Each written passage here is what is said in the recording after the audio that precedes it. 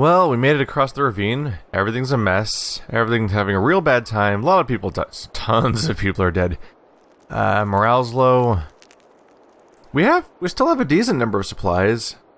It's lower than it was before, but it's still higher than pretty much any number I ever saw in terms of days remaining. Than I saw in like all of the first Banner Saga practically. I think we lost a lot of supplies, so it's probably because we lost so many people too that our supplies are also not too bad. But I think we can get away with some resting. Poor guys. Good old normal caravan morale. Bam! Good morale. Our morale's great, especially because we lost hundreds of people. They're so forgiving. They just totally forget about how bad things were going. Let's look into how to upgrade some people. Alette is ready to level up again. I like to prioritize her just because she's my main character. And even though she's really high level, 15 is not that much to spend, honestly. It's not massive, at least. So right now, every stat is maxed out except for her mana, but it's her will, I guess. I always want to call it mana. It's the expendable thing.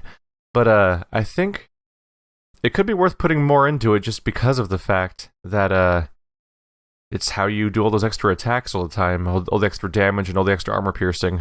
I've looked around a bit, and I think I might buy some talents here. What's interesting here is that some of these things have a really high starting bonus, and then each subsequent point will add a relatively small bonus, or at least a reduced bonus. Like, the first point will give you 10% chance of critting, but then after that it's 5% per point, for example. But I can go, like, probably just go 1 point in, for example. And then go over here to, like, lucky shot for a 30% bonus hit chance and go plink, and just grab that first point. And those combine to being a pretty big bonus, honestly, right off the bat. Who else wants an upgrade? Can I keep up increasing Mogur's? His armor's maxed out already. Though now that his armor's so good, getting some extra strength would be nice. 13. Oh! Choose a second ability for this guy, too. Absolutely. One skill is Malice. The provoker curses and spits at his enemy, forcing the character to attack him next turn. As a high shield character, being able to force somebody to fight him next turn would be really handy. Battering Ram is the knockback ability. It's a cool skill, but a fair number of people have it. Because this guy specifically has high armor, I think being able to, in specific situations, force somebody to attack him is probably a smart thing for him to have. Or so I think. I'm going to put some points into strength, because now that he's got a really high armor stat, the highest of anyone in my party, if he can then back it up by also being able to do some damage, then he could actually become a real danger, and more than just a giant barrier. Which is also valid. Leo? Yep, he's actually gotten a fair number of kills along the way, so I can actually promote him. Which can give him more willpower and whatnot. Or most importantly, some armor break, I think, is a good thing to get for him. Because then he can help out at the basic duty I often give to humans, which is, hey, you don't have very high strength, so you can't really do a lot of damage a lot of the time, but hey, you could beat down the guy's armor so that the Varl can do the big hit afterwards. I'm going to hold off now. We're below 20 again, so I'm going to hold off on my renown and keep it in a pool so we, maintain the hopes that maybe we'll find a merchant soon, because there's not one here. We can inspect the ruins, though. In fact, we have to, because there's no leave option. Better let someone like me check out that place, Hiko says, grabbing her arm. Searching for whatever's left in ruins on the side of a cliff could be dangerous. Though he joined you around Frostbeller, you've never been sure about his motivations. Well, he didn't try to stage a coup. In fact, he fought back against the guy that staged a coup, which makes him surprisingly a little trustworthy for someone that we haven't spent a lot of time with, really, since then. What do you mean by someone like you? A throwaway type. Before you can say anything, he holds up a hand. There'd be no wet eyes around here if I went missing. That's a vain fact. Can't say the same for you, though. Take some others with you. Afraid I'll find something of value and run? He grins. It might have crossed my mind. He calls to a few others nearby, and they head off towards the collapsing structure. Later, you hear a building collapsing and more dust rising. Eckel and the others return, but he's in a foul mood. Feign idiots hiding out like that? Could have killed us all, and we got nothing to show for it. He storms past you. Damn do-gooders like you. I try acting that way, try saving them, and almost die for it. Ah. So apparently someone was hiding in the structure around there, and he tried to save them, and they went and got murked. Unfortunate. Kind of unescapable. Ivor stands stoically by Avon's pallet, watching the unconscious Mender's breathing. It took a lot out of him. I never want him doing something like that again. I'll let you tell that to the man who can pull lightning from the sky and lift rocks to form bridges. Impressive as his strength may be, you notice how the use of power taxed the Mender. He looks older. Where's Juno? I figured she'd be by Avon's side. Just as Ivor shrugs, Oddleaf abruptly enters the room. Good, you're here. It's the Ravens. They're trying to leave, and some of our people want to go with them. What? Why? We nearly went over a waterfall in ships and lost a lot of people, following some Valka across floating rocks. I'm not saying any of that is your fault, but people are scared. If they've made up their minds to go, they'll leave whenever you're not looking. And the Ravens have been hoarding supplies this whole time, and they're trying to take off with them. Juno and Hakon are trying to talk sense into Bulwark, so it's desperate. As you make your way to the door, you turn to look at Ivor. Go. People should see you handle something like this without me around. Now stand down, or you'll be missing more than your horns. Stand down, you son of a yacht!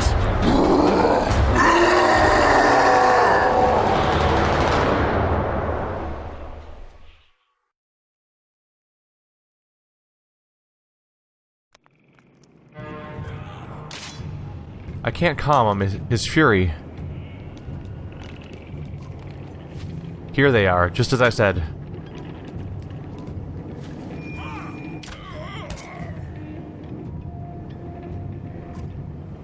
Bulwark's lost his mind. Take him down. Ooh, we're actually just taking him down. That was abrupt. I thought he was going to be a big deal in this game. I figure we probably won't kill him, right? It seems weird to develop these characters and kill them off like 2 hours into the game, practically. Huh. Always caught off guard by a cutscene in this game. There was like 1.5 of them in the entire first game, so it's a little bit of a surprise when something actually gets animated in this thing. So what's her deal? Shield mastery, strength damage is deducted from armor first. Oh, just all strength damage. That's interesting. I want to use her. Frankly, that seems like a cool skill. Shield Maiden and all adjacent allies take half damage from attacks. Oh. She has to activate that, though. It's not just passive. This guy is Frenzy. Attacks twice. First as directed, then a random adjacent target, friend or foe. Oh, so he's definitely a berserker. Then Cull the Weak. Killing blow grants an extra turn. Ooh. Wow. These are both super useful characters. Sure would be not great to kill them. Goodbye, armor. Oh, they're neighbors now. So here comes that half damage. Hey, it's Yrsa. This will get his attention. Oh, here comes the fire attack, huh? Yep, but you mostly missed him. What have you done? It worked. Bulwark, hear me.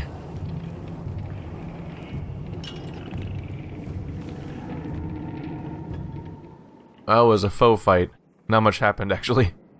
The clansmen chatter as Juno converses with the dazed Bulwark quietly. Hakon grabs your attention. Get ready for a confusing conversation. He motions to Yrsa, one of Prince Ludin's bodyguards, who is wiping her pitch-covered hand with a rag on her way over to you. Clever trick, witch, this time. You Varl are just too easy. However you knew to do that, thank you. You don't have to be a scholar to learn what others fear, girl. She gives you a curt smile before returning to the prince's tent. Well, that was our one conversation with Yrsa. If it's like the first game, we'll probably never talk to her again. Unless she has a scene where she dies or something. Strange, that one. Strange is how much effort it took to stop Bulwark. I suppose no one told you he is a berserk. Probably the last of his kind after Anertoft. The Vrall King laughs at your blank expression. Berserks lose themselves in the fight. They're as strong as cold bears, and just as wild.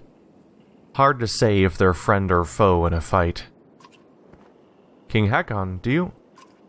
Enough with the king formalities. I've been Hakon before your Amma was alive, and it works just fine. Sorry, Hakon? Do you mind telling me why two Varl leaders just tried to kill each other? I wasn't going to let him take our supplies without a fight. Got him trying to take off with supplies he tucked away. Couldn't let it happen. A cool anger glistens in Hakon's eyes when he looks at Bulwark. Why does he want to leave?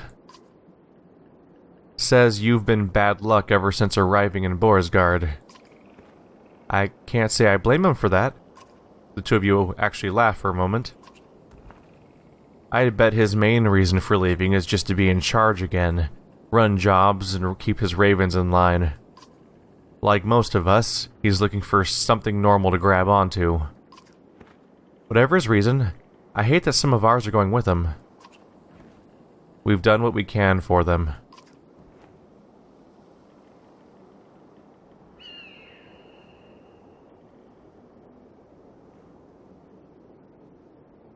So we can either give him nothing, we can give them a few days of supplies, or we can split them.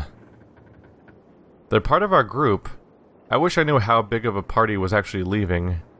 Because I could split the supplies and try to help keep them alive. And that decision might keep them around so that if they come to their senses... Like, they're going to be fleeing the dredge too, ultimately, right? There's only so many safe places to be. I feel like we could see them again. I'm going to split our supplies. Half. There's kindness in being dumb. Bulwark's of Varl, so this is my call. We'll give him some, but not much. Alright, so it's not even a decision to begin with. You shrug. Now, let's see what we can find in what's left of this place. Chapter 9. Cast the hone into the air.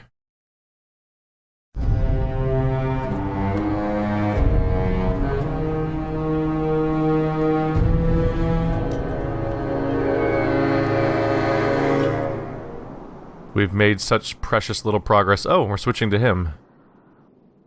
Kind of figured that would happen once they introduced these characters, but weren't really letting us use them, but splitting them off again. You glare at the clansmen in Varl settled among the ruins of Ormsdalr, and feel the rumbling growl in your chest. Everyone will be ready to leave soon, as soon as you start walking north. I won't fall for that stupid fire trick again.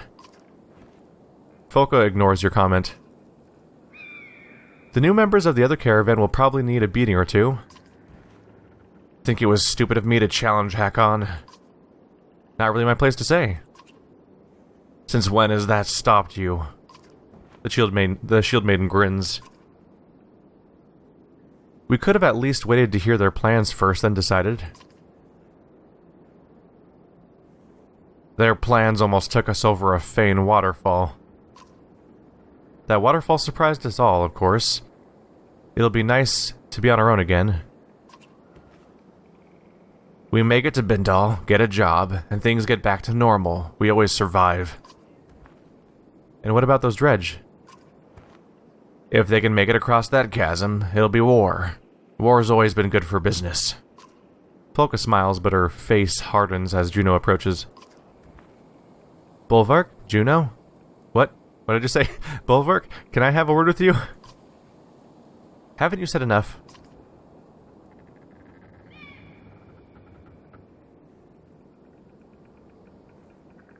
Wants to keep me from gutting you right here. Let's just have fun with how much of a dick this guy is. A job opportunity that only I can offer. Polka's eyebrows rise at the sound of work. I'll start packing. What do you want? I know your ravens need work. Without work and coin, that banner of yours is worthless. You step towards her, towering above the tall Valka, though she stands resolute. In Borsgard, we made an arrangement for you to protect this large cart until we were away from the dredge threat. They're across that damn chasm. That job is done. Agreed. But the cart you've been hauling has become too troublesome. It needs to be sunk into the deepest waters around. You grunt in disgust. Valka secrets. You would turn down the Mender Council's coin. Where's the coin?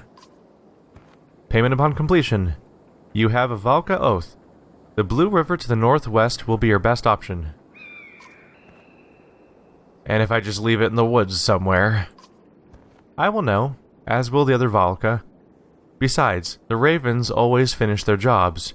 That reputation means something, means everything to you. You growl, but she's right. Fine. The Raven's oath, it'll be done. Juno nods and walks away. Folko watches her leave and returns to your side. Now what? Now we have a job. Well, that was fast. He's nothing if not an easy target for his jobs. Oh, there goes the supplies. Bye! Alright, so we have no clansmen of any kind. We have 58 fighters and 4 Varl. Wow, that's a tiny group. That's a tiny group of Varl for someone that's being a grouping led by a Varl. And 58 fighters, that's like...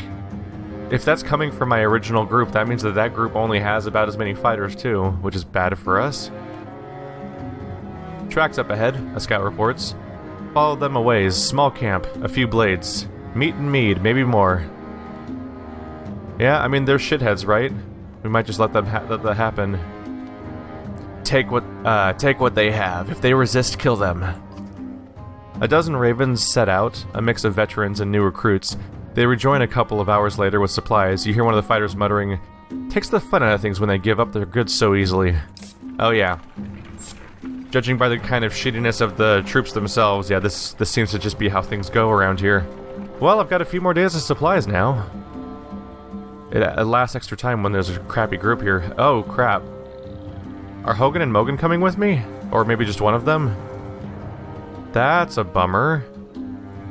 They really are splitting up my party, and I don't get any say in who stays and goes, I guess. I mean, they're all individuals that make their own decisions, so it makes sense, but this could, depending on who I like, could have crazy ramifications on how my party works, and we'll see who shows up. A group of new recruits from Borisgard and the previous caravan are loosely gathered behind Mogan, a skilled thrasher with a scar across his face. It probably helps that I construct a lot of my party based on characters that seem kind of loyal.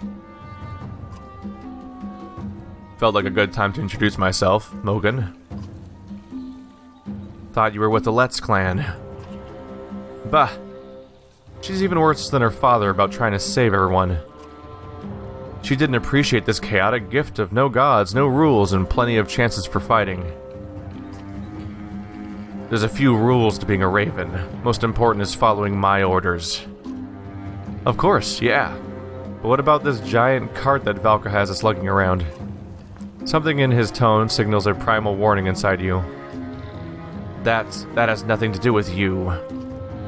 Well, the way we see it, he motions to the fighters around him. She's no longer around. Let's break it open and look at our riches.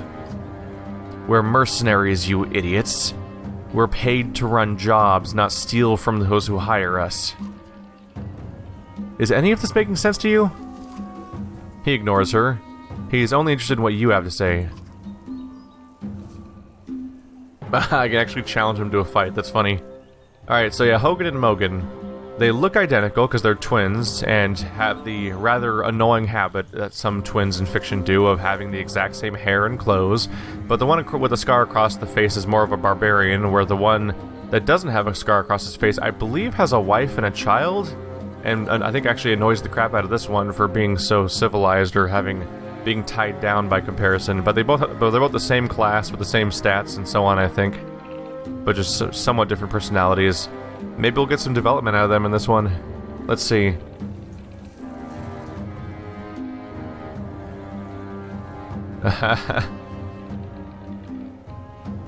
It does seem like I should do a thing of power here. There's a bunch of new recruits here, and this guy rules with an iron fist to some extent. He's a big tough guy, berserker dude, so let's threaten people then. Back away or I'll kill you in front of your friends. Nervous glances bounce between Mogan's posse. A couple of fighters step away, followed by a few more. Pathetic. But not a bad test to see what your new recruits are made of, right? Challenge me again and you're dead. Just keep us busy in all this chaos and you won't have to worry about me again. The Axeman walks away, either brave or insane. You could use more fighters like him. Yep. It's the type of chaos you're gonna have to deal with a group like this, unfortunately. People that respect power above all else and just need to be... I mean, they're out to fight for their own good, basically, so you have to convince them their own good is to not fuck with you. A commotion draws your attention into the nearby woods. You're surprised to see a small group of dredge, some which you've never seen before, engaging one of the new recruits from Borsgard. How'd these feigned slags get here, you ask, though no one has an answer. Whoa, another new character. What's up with it? That's a surprise appearance. The tattooed fighter is noticeably drunk, but he lobs 2 black axes in quick succession at an approaching scourge. The axes find their mark, shattering stone armor. We can keep watching him or help him fight. Let's see. Look at this guy. He's got mutton chops and he's got a weird like side braid and side tattoos. Crazy. Alette would totally try to jump in and help, but I think that Bulwark would actually watch the guy fight to see if he's worth recruiting or something. So let's continue watching the man's performance.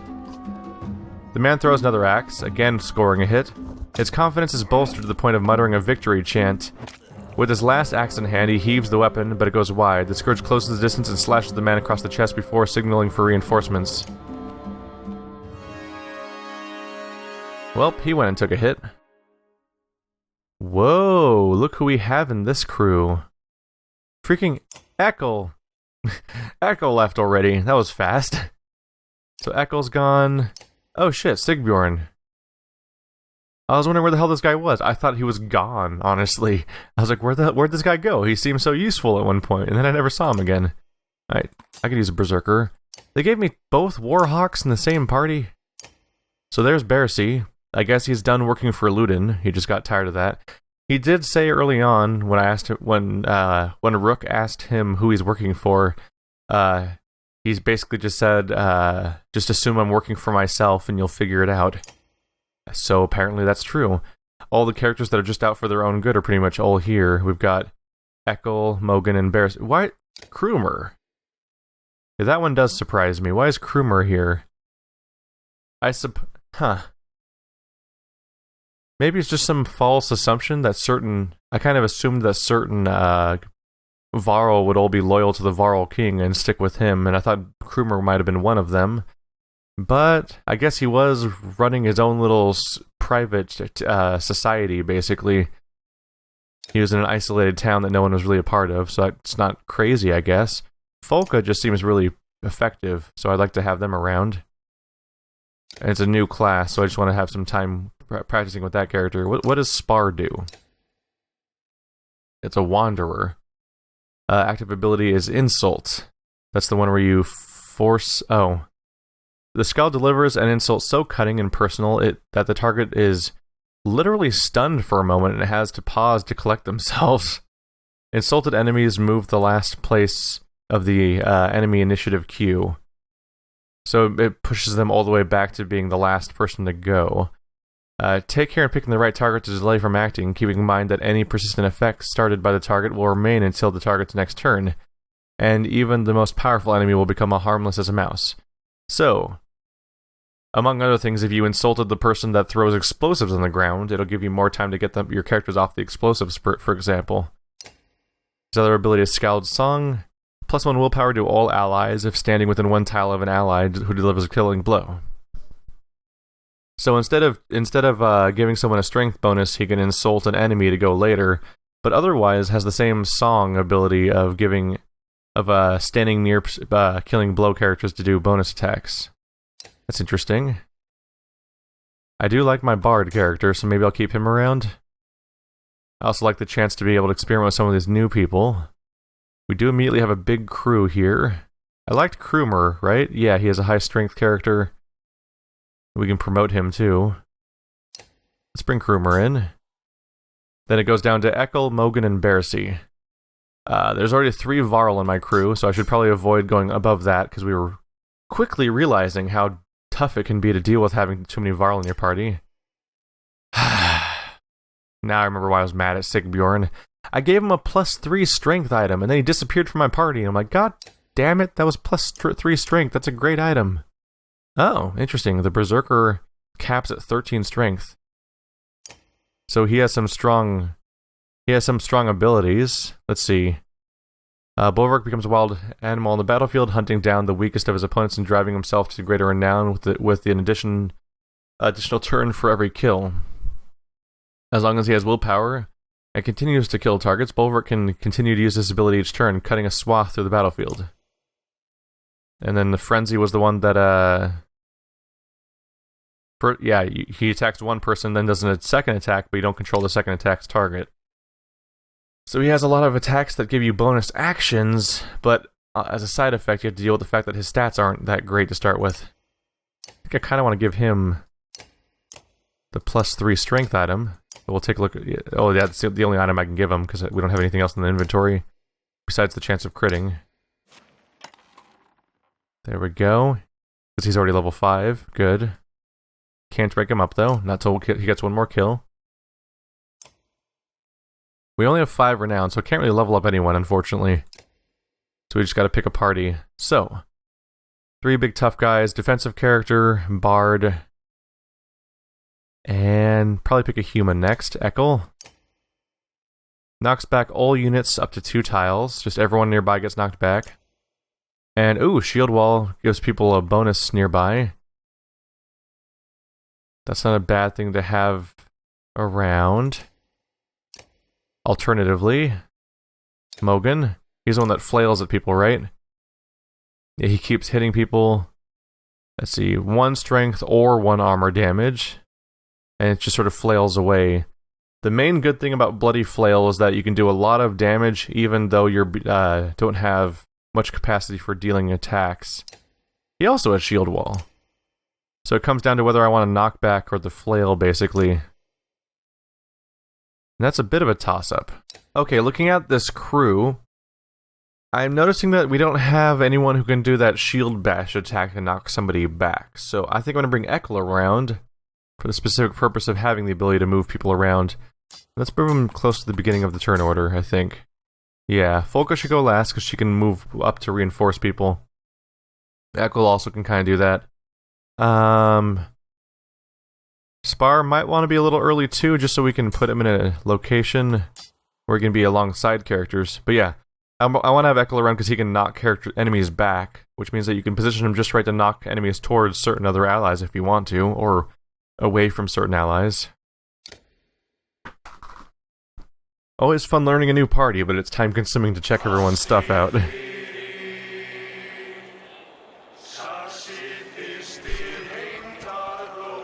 So is this the new enemy over here? Slab Hurler. Distraught, runs away from the attacker. Other hurlers retaliate immediately. Oh. So if you attack a hurler, then the other hurler fights back while it runs away. That could be annoying. Concuss. Knocks a target back up to 5 tiles and concusses, giving the target a 20% chance to miss next turn. Obnoxious. I'm sure I'm gonna love those guys. Sunslinger. By the way, I'm not a big fan of how much emphasis there is on random luck in this game. The first game had almost no dice rolls involved aside from whether or not you would miss if you were attacking somebody with high armor. But in this game, once you max out your character's stats, everything you can buy is a talent at that point, which is percentage based, and now all these characters have these percentage based abilities, and that's slightly disappointing to me because it means that there's more RNG than was originally part of the game. Look at this pattern, by the way. So everything's carefully painted in these really specific details, but then there's obviously stylizations in that all the cliffs and the snows are all spikes and stuff like that. And then their way of showing that there's flowers in this meadow is actually to do this repeating pattern texture, where the color changes in different patches to indicate that there's a bunch of different colored flowers around here, as opposed to showing like you know, as opposed to showing like proper flowers themselves, which would have been more visually chaotic actually. I'm curious to see if that guy's actually dead forever or if he's coming back. Still, I do feel like I feel like Bolverk would have checked to see if that guy was good enough, and if he is dead right now, as a result of his behavior, then he probably would deem him unworthy of joining the crew in the first place. Let's see. So you have shield wall, which is 1 armor to nearbys, and Folka has shield main, which means people take half damage from attacks. Both good things to have in the middle of your squad, really. Let's move them into the back really quick, so I can orient this a little bit. So we need to carefully choose how we orient the whole squad. So Bolverk has the ability to go first. Yeah. Mr. Not Golnolf is ready to go too. Mogre's over here. We probably should leave a little space. So Echo goes first.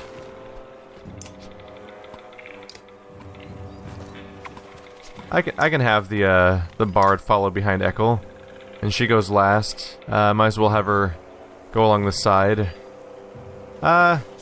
Center her a little bit. She can go between these two characters to make them harder to kill. That seems reasonable. Bolverk oops. Click the wrong spot. Bolverk angry. Bolverk make mess. Let's see, this is the... yeah, Cold the weak. He's not weak enough to be cold right now. Whoa! That second attack is fantastic. And he's immediately trying to summon. That's obnoxious, because I don't have much ability to get to him right now. Alright, that is an important thing to notice. Frenzy, the way it's phrased, sounds like a skill that you use, but it is bronze text, which means that it's passive. That's just how all of his attacks works. He can double attack for some crazy damage, but if I ever stand next to him with any character, there's a decent chance that they're going to get hit, which is kind of concerning. So we're gonna not stick too close to him, because that's worrying. Careful, one of those slingers is getting ready to hurl a slab of rock. We're gonna get concussed real hard then. Yeah, I can't go far enough to actually reach the enemy, so I'm just gonna approach. Here we go. Well, so much for that.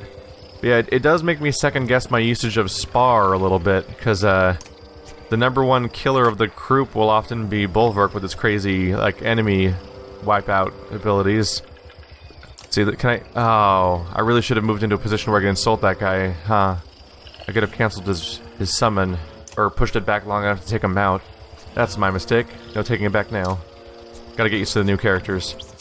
But yeah, I second guess my usage of him a little bit, because one of his most useful things would have been to hang out around Bolverk, who can do all that crazy damage and get so many kills. But if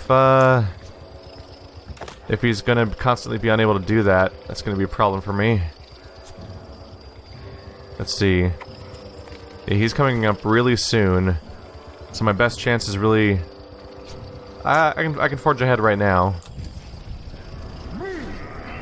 If I push the Bard up front, I can make up for my mistake.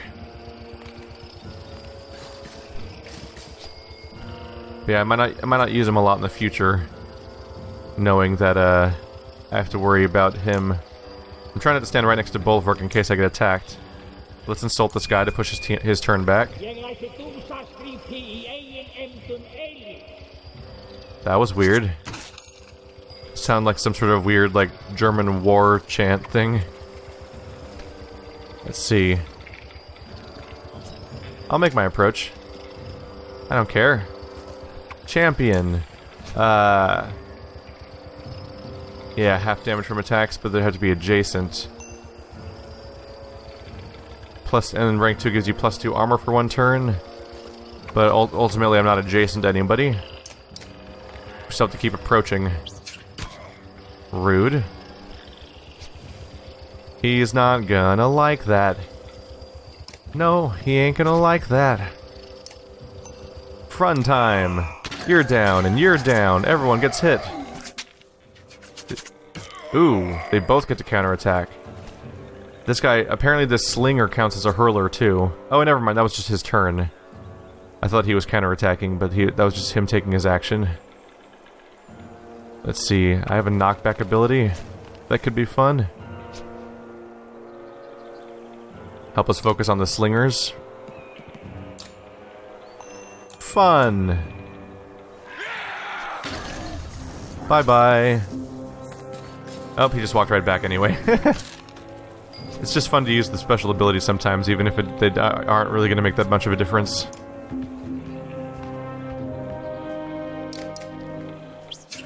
The enemies are so squishy and going down so fast that half my characters can't even reach the fight. They might not get an attack in. Oh, you guys left a perfect opening for Bulwark just to walk in the middle and wail on everybody. If he wasn't about to go down, that is. If he wasn't about to go down. And my shield break is crap right now. Let's just visit our neighbors here. For that armor bonus. And I could insult a specific character if I want to. Not a ton of reason to. Let's just do it for fun. Push the guy. Yeah, he has knockback, so let's just go ahead and stop him. Who wants knockback anyway?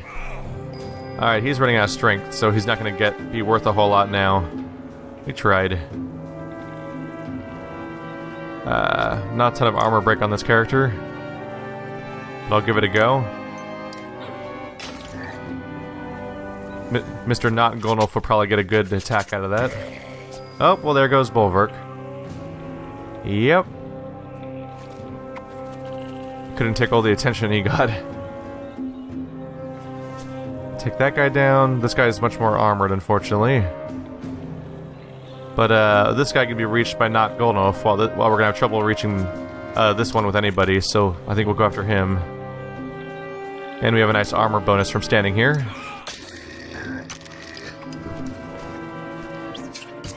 Ah, just had to knock him back. I am displeased with your behavior, sir. Bye. So we'll have to try a little harder to keep our friend alive in the future. Because our leader, not the most durable type, despite his fun abilities. And if we're not careful about that, he'll go down quickly. Don't have a ton of reason to try to insult people, so let's just get up in there. Try to make a mess, huh? Thankfully, he has some nice exertion points. And this guy's strength is a bit low. There we go. Okay, that's just rude now. Ah, can't really reach him. Oh well, I guess just end this dude. Pillage mode. Now we get to have fun. Please don't kill my singer. Ah, poor guy. Just trying to have a good time, you know? Oh well. He made it.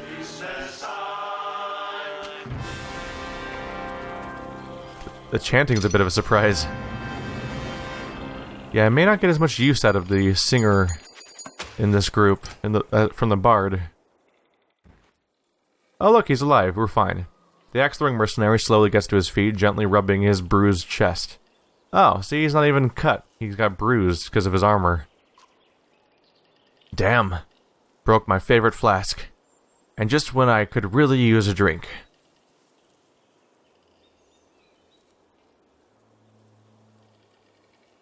Did you see where those dredge came from? Not really. Good thing I was already pissing, or I'd have made a mess when I looked up and saw them. Lovely. That chasm didn't stop them, or they're coming through the mountains. Then I'll have a few more chances to throw. If you humans want to make your short lives even shorter, go ahead. You stare at the man until he backs away.